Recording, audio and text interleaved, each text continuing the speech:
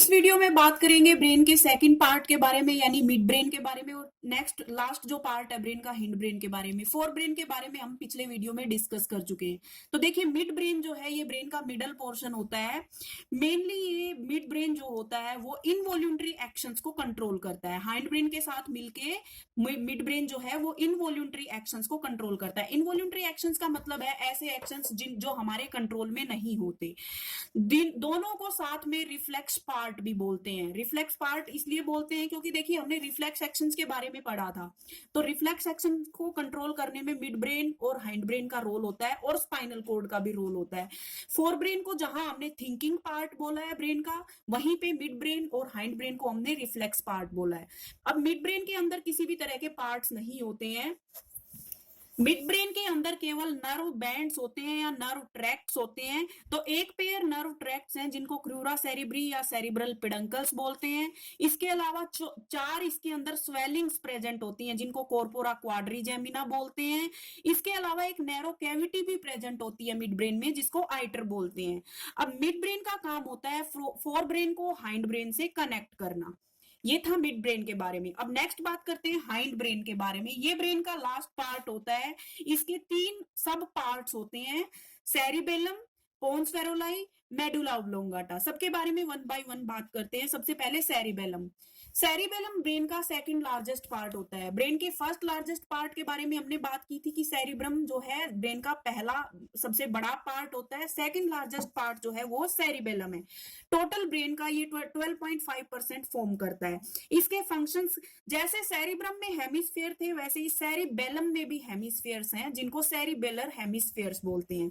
Functions की जहां पे हम बात करें तो सेरिबेलम के फंक्शंस होते हैं। सबसे पहला फंक्शन वॉलंटरी एक्शंस को कंट्रोल करना। जितने भी वॉलंटरी एक्शंस हैं उन वॉलंटरी एक्शंस को प्रिसीजन के साथ कंट्रोल करना, बिना किसी एरर के कंट्रोल करना, ये काम होता है सेरिबेलम का।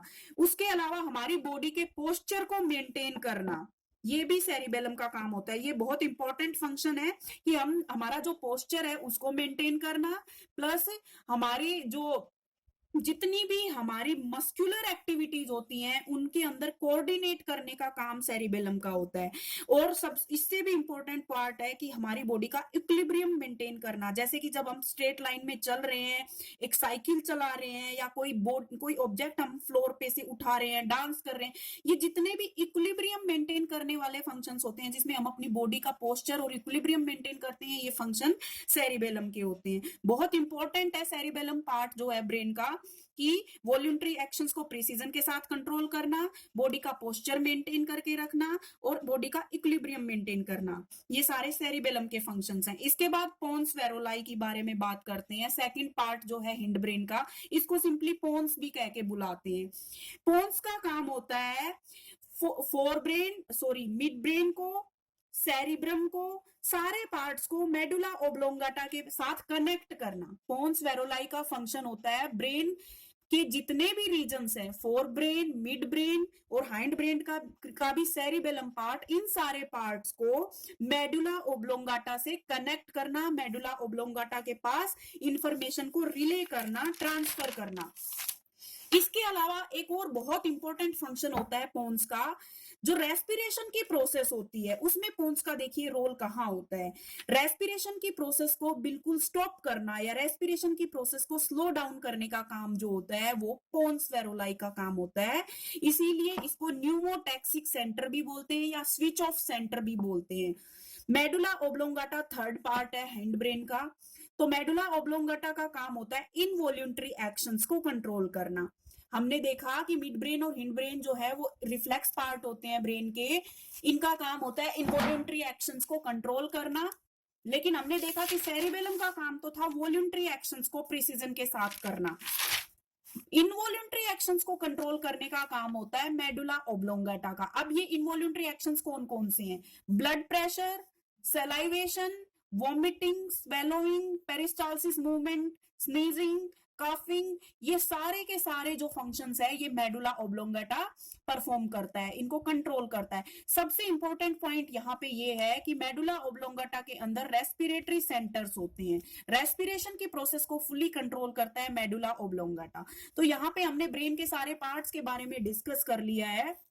एक बार मैं आपको डायग्राम से दिखा दूं यहाँ पे कि किस तरह से हमारा ब्रेन जो है वो नजर आता है। मैंने पहले भी ये डायग्राम आपको दिखाया है, ये ह्यूमन ब्रेन का डायग्राम है। इसके अंदर ये सेरिब्रम दिखाया हुआ है। सेरिब्रम के दोनों हेमिस्फेयर्स कॉर्पस कैलोसम से कनेक्टेड है। यहाँ पे ये मिड ब्रेन दिखाया हुआ है। मिड ब्रेन के जस्ट नीचे यहाँ पे ऊपर हाइपोथैलेमस है और नीचे पिट्यूटरी ग्लैंड प्रेजेंट है। ये हाइंड ब्रेन के 3 पार्ट्स दिखाए हुए हैं, पोन्स, मेडुला और सेरिबेलम, ये तीनों मिलके बना रहे हैं हाइंड ब्रेन। ये ब्रेन का डायग्राम मैंने यहाँ पे थ्योरेटिकली आपको बता दिया है और डायग्राम दिखा दिया है। इसके बाद नेक्स्ट टॉपिक जो है इसी में वो है कि how are nervous organs protected, हमारे नर्वस ऑर्गन्स को प्रोटेक्शन कैसे प्रोवाइड की जाती है। यानी ब्रेन की प्रोटेक्शन के बारे में हम बात करेंगे और स्पाइनल कॉर्ड की प्रोटेक्शन के बारे में बात करेंगे। ब्रेन के बारे में हम पहले बात करते हैं। ब्रेन जो है वो बहुत ही डेलिकेट और सॉफ्ट ऑर्गन होता है। ब्रेन के ऊपर एक बोनी केज प्रेजेंट होता है, बोन का बना हुआ एक बॉक्स प्रेजेंट होता है जिसको बोलते हैं ब्रेन बॉक्स या क्रेनियम। ये एक प्रोटेक्शन हुई। दूसरी प्रोटेक्शन जो है ब्रेन को वो प्रोवाइड करता है एक फ्लूइड। एक फ्लूइड के अंदर ब्रेन डिप्ड होता है, या बोलिए कि ब्रेन की कैविटीज के अंदर एक फ्लूइड फील्ड होता है जो कि एक शॉक एब्जॉर्बर की तरह काम करता है। इस फ्लूइड को बोलते हैं सेरिब्रोस्पाइनल फ्लूइड। अब नेक्स्ट बात करते हैं स्पाइनल कॉर्ड के प्रोटेक्शन के बारे में। स्पाइनल कॉर्ड भी एक बोनी केज के अंदर एनक्लोज्ड होती है, एक बोनी कॉलम के अंदर एनक्लोज्ड होती है जिसका नाम होता है वर्टिब्रल कॉलम। इसके अलावा जैसे ब्रेन में सेरिब्रोस्पाइनल फ्लूइड फील्ड था, उसी तरह स्पाइनल कॉर्ड के अंदर भी सेरिब्रोस्पाइनल फ्लूइड फील्ड होता है। या याद रखिए आप इसको, सेरिब्रोस्पाइनल फ्लूइड जो है वो शॉक एब्जॉर्बर की तरह काम करता है। इसको सिग्निफाई किया जाता है, इसको सिंबॉलिक फॉर्म में लिखा जाता है CSF से। उसके बाद हम बात करते हैं, ये तो प्रोटेक्शन हुई ब्रेन और स्पाइनल कॉर्ड की। इसके अलावा देखिए 3 प्रोटेक्टिव कवरिंग्स होती हैं ब्रेन और स्पाइनल कॉर्ड की, जिनको मेनिंजेस बोलते हैं। ये मेनिंजेस बाहर से अंदर की तरफ अगर हम बात करें तो आउटर मोस्ट मेनिंजेस का नाम है ड्यूरा मैटर, मिडल में एरेक्नोइड मैटर और इनर मोस्ट जो है वो पाया मैटर। ये 3 मेनिंजेस हैं।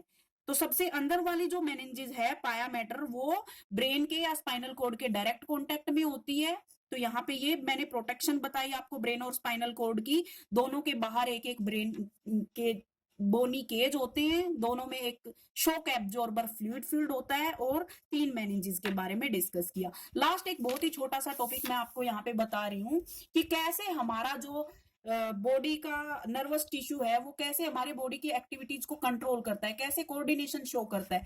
तो सबसे पहले देखिए, कोई भी स्टिम्युलस होगी, स्टिम्युलस मतलब कोई भी चेंज, उस चेंज को परसीव करेंगे हमारे सेंस ऑर्गन्स या रिसेप्टर्स। उनको परसीव करने के बाद जो इंपल्स जनरेट होगा उस इंपल्स को ब्रेन और स्पाइनल कॉर्ड के पास कैरी किया जाएगा और ये काम करती हैं सेंसरी न्यूरॉन्स। तो इंपल्स को या स्टिम्युलस को रिसीव किया सेंस ऑर्गन्स ने, सेंस ऑर्गन्स ने जो इंपल्स जनरेट किया उस इंपल्स को सेंसरी न्यूरॉन्स कैरी कर रही हैं ब्रेन और स्पाइनल कॉर्ड के पास। ब्रेन मेनली ब्रेन के पास, ब्रेन के अंदर जाने के बाद इस इंपल्स की प्रोसेसिंग होती है, इसका एसोसिएशन होता है अदर इंपल्सेस के साथ, इसकी थिंकिंग की एक्टिविटीज यहाँ पे होती हैं ब्रेन में और फाइनली एक डिसीजन फॉर्म किया जाता है। ये डिसीजन अब ब्रेन से लेके जाया जाता है इफेक्टर ऑर्गन के पास न्यूरॉन्स के थ्रू। उन न्यूरॉन्स को बोलते हैं मोटर न्यूरॉन्स।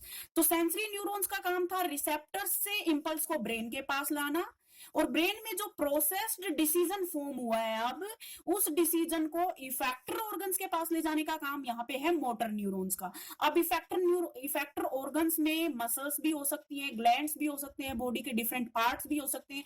अगर हम यहाँ पे बात करें एक मसल के बारे में, तो किस तरीके से एक मसल जो है वो रेस्पॉन्स जनरेट करती है, तो हमें पता है कि मसल्स जब कॉन्ट्रैक्ट करती हैं और रिलैक्स करती हैं तो उनकी शेप चेंज होती है। जब मसल कॉन्ट्रैक्ट करती है तो स्मॉल हो जाती है साइज में, रिलैक्स करती है तो वापस अपने नॉर्मल साइज को रीगेन कर लेती है।